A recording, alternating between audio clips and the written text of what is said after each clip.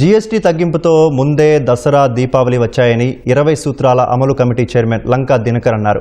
రేపటి నుంచి అమల్లోకి రానున్న నూతన జీఎస్టీ స్లాబులతో 90% కుటుంబాలకు కొనుగోలు శక్తి పెరుగుతుందన్నారు.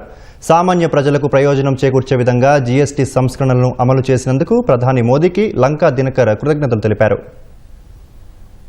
రేపటి నుంచి అమలయ్యేటటువంటి ఈ జీఎస్టీ వల్ల దసరా దీపావళి రెండు పండుగలు కూడా ఒకేసారి ఈ యొక్క భారతదేశంలో ప్రజలు చేసుకునేటటువంటి విధంగా ఇవాళ ఆ వాతావరణం కనపడుతుంది. ప్రజల మొత్తం కూడా హర్షాతిరేకాలు వ్యక్తపరుస్తూ ఉన్నారు.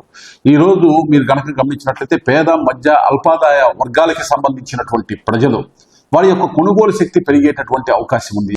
ఏదైతే జీవిత బీమాకి సంబంధించి ప్రమాద బీమాకి సంబంధించి జిఎస్టీని గతంలో 18% ఉండేది 0%కి తీసుకురావటం, అదేవిధంగా మెడిసిన్ ఏదైతే ఉందో, మందులు ఏదైతే ఉన్నాయో, ఔషధాలు ఏదైతే ఉన్నాయో వాటి మీద 0%కి జిఎస్టీని తీసుకురావటం, దాదాపు 90 నుంచి 95% పేద మధ్య తరగతి ప్రజలు వినియోగించేటటువంటి వస్తువులకి సంబంధించి సేవలకి సంబంధించినటువంటి పన్ను రేట్లు అయితే ఉన్నాయో అవి తగ్గినటువంటి పరిస్థితి ఇవాళ స్పష్టంగా కనపడతా ఉంది.